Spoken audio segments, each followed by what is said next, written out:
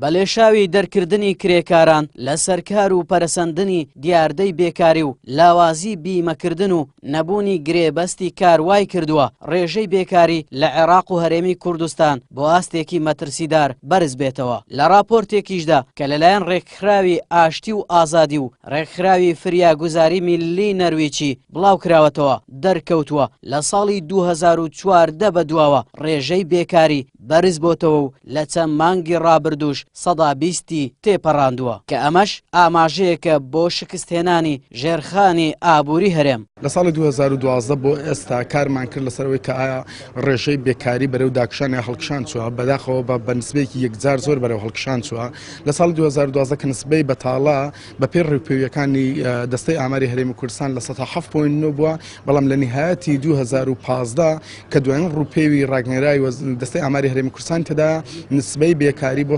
13.53 هەڵکشاوە بۆ ساڵی 2016 و ئێستاش کە لەناو 2017 داین بە پێی بەدواداچوون تیمە مەیدانەکانی ڕێکخراوی ئاشتی و ئازادی و MPA نەرویجی گەیشتن تەو نەتیجەی کە نسبەی بەتاڵە لە هەرێمی کوردستان و عێراق لە 120 بۆ 25 تێپەڕی کردووە. نەبوونی بەرنامەیەکی تۆکمەیە لەلایەن حکوومەتی هەرێمی کوردستان بۆ وەگەرخستنی تەواوی هێزی کار لە هەرێمی کوردستانە.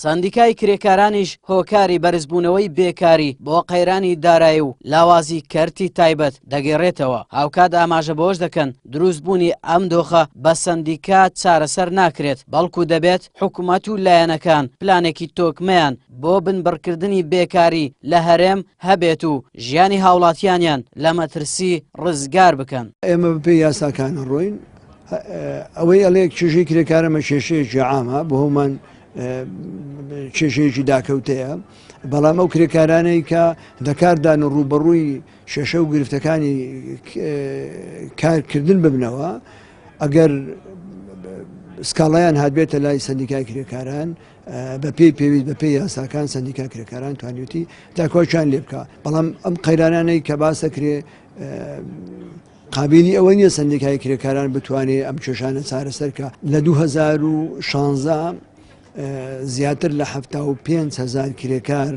زەمان کراوە لە ناویان 7,500 بەرەوسەرێ کرێکاری بیانین باقی کە کرێکاری ناوخۆیە. بە پێی راپۆرتی ئەم دوو ڕێکخراوە ڕێژەی بێکاری لە ساڵی 2012 تاوەکو ساڵی 2014 تەنها 106 بووە و لە دوای سەرهەڵدانی قەیرانی دارایش ڕێژەکە 120 تێپەڕاندووە. هاوکات ئاماژە بۆش کراوە 121 ڕێژەی بێکاری خاوەن بڕوانامەکانی گرتوتەوە و هاوڵاتی نەخوێندەواریش تەنها 105 بەردەکەوێت. ئەمەش دوای ئەوە دێت لە پێش ساڵی 2014 هەردوو هێزی دەسەڵات بۆ ڕاکێشانی ئینتیمای هاوڵاتیان بە لێشاو خەڵکیان دامەزراند و دواتر پرۆسەکەیان ڕاگرت. بە پێی داتای یەکێتی بەڵێندەرانیش وەستانی پرۆژە خزمەتگوزاریەکان زیانێکی گەورەی بەر بەڵێندەران و کرێکاران گەیاندووە کە بەو هۆیەوە هەزاران گرێبەستی کارکردن هەڵوەشێنراونەتەوە. ئاراس عەزیز کەناڵی پێام هەولێر.